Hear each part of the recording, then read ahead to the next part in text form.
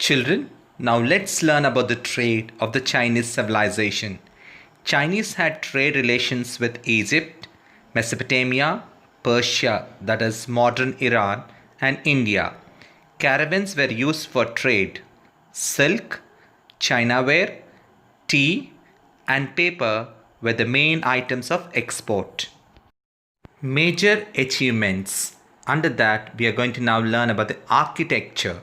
The Great Wall of China is the greatest architectural feat of the Chinese. It was built in 3rd century BCE to keep the northern borders safe from tribal attacks. The Great Wall of China is about 8,850 kilometers long. It runs over mountains, plains, and deserts. There are nearly 10,000 watchtowers spread across the entire length of the wall. Soldiers lived in these towers and kept a watch on enemy activities. The beacon towers were used to relay military information to soldiers by using smoke and fire signals. Children, watch this video to know some more interesting facts about the Great Wall of China.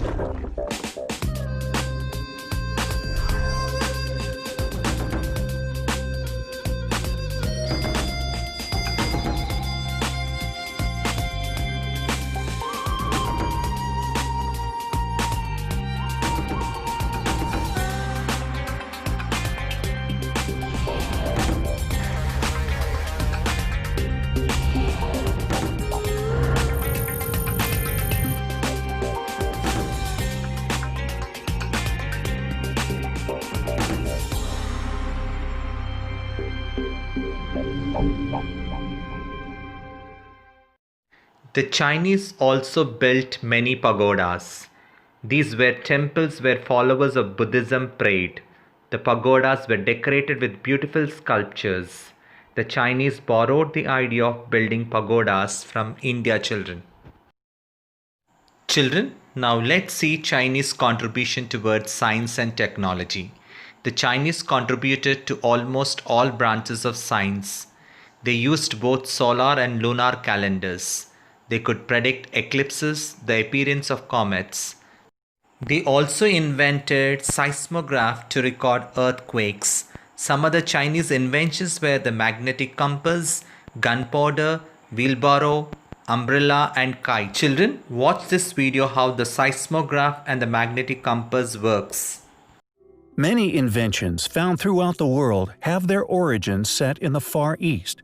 Many machines that different nations claim as their own can often be found to have primitive traces of development many centuries earlier within China, and our next artifact is no exception. Dating back over 2,000 years, this rare and enigmatic piece of once very high technology can only be seen as a demonstration of their superior ingenuity. It seems the invention of the first seismoscope can be traced back to 132 AD. when a Chinese inventor called Chang Heng perfected a device remarkably accurate at detecting earthquakes, even from afar. Although the ancient Chinese did not fully understand the cause of earthquakes, they did see it as very important to keep track of such events, perceiving these disturbances with cosmic yin and yang. It was, therefore, important for the Chinese emperor to be alerted of any earthquakes occurring anywhere in their kingdom. Chang's ingenious seismoscope was almost 6 feet across and made of solid bronze, decorated with 8 dragons marking compass directions. Within each dragon's mouth was a small bronze ball, and beneath sat 8 bronze toads. A mechanism within would somehow detect an earthquake occurring in the distance. This would then cause a ball to drop out of one of the 8 dragons' mouths. What is fascinating regarding Chang's invention is the fact that no one seems to be able to figure out for a certainty how it worked. One theory is that a thin stick set loosely down the center of the barrel. When an earthquake occurred, a stick would topple over in the direction of the seismic shock. According to legend, when Chang first showed his invention to the emperor, it indicated that a quake had occurred to the west of Luoyang, the capital city at the time. A few days later, a messenger from the region arrived reporting that there had indeed been an earthquake there, around the time Chang's machine had indicated. When specialists first realized what the machine was, they struggled to believe that this 2,000-year-old invention could actually work. So, in 2005, scientists in Zhengzhou, China used it to detect several earthquakes. The seismoscope detected all of them. In fact, the data gathered from this 2,000-year-old machine corresponded with that gathered by modern-day seismometers. A marvelous machine left to us by a once ingenious civilization. We're especially fascinated with the most mysterious invisible force of all: magnetism. The result of their fascination was the creation of the world's first magnetic compass. This was called a sinon, a section of lodestone, which is naturally magnetic, was carved into the shape of the Big Dipper and placed on a polished board. The circular center of the board represented heaven, and the square represented earth, and the spoon the Big Dipper. This constellation was especially sacred, as 2 stars in the Big Dipper always point to the pole star. The Emperor was the earthly counterpart of the pole star, around which all the other stars rotated.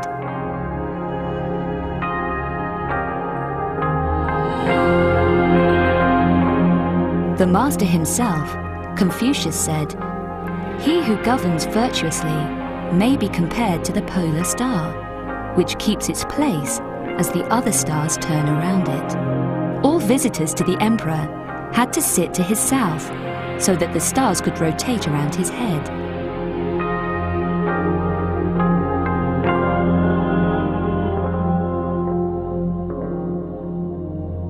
Therefore, officials around the emperor were seen as inhabiting the constellations rotating around the polar star. And so the sinon was a mystical instrument used not for navigation, but as a tool for geomancy, or feng shui. Feng shui is a technique for aligning cities and houses harmoniously with the Earth's forces. Forces detected with the aid of this compass. The sinon evolved into more complex feng shui compasses, which are still in use today. Hundreds of years before the first compass was to be found on a European ship, small factories in China mass-produced a variety of compass designs. The world's first prototype of the dry modern navigational compass was called the magnetic turtle. South was indicated by the direction of the needle, which was attached to a magnet concealed inside the model. Around the year 850 AD, Chinese ships began to carry a water compass to help them navigate during murky weather and storms, when there was no way to use the sun or the stars. This simple mariner's compass would always point south, unlike modern compasses today. Script. The Chinese script is in the form of pictures. Each picture represented a word or an idea. The script is written from top to bottom. Being a difficult script, education remained the privilege of a selected few, and literacy did not spread among the masses. The Chinese wrote on bamboo plates, animal bones, and on silk cloth with a brush made of camel hair. It made the writing look like a painting. Later, the Chinese began to write on paper. The civilization that developed in China was very advanced. It contributed to the progress of humankind. More to know, children. About 2000 years ago, people in China played a game called Suchu. It is said to be the earliest form of football. Suchu involved kicking of inflated leather ball through a hole in a silk net.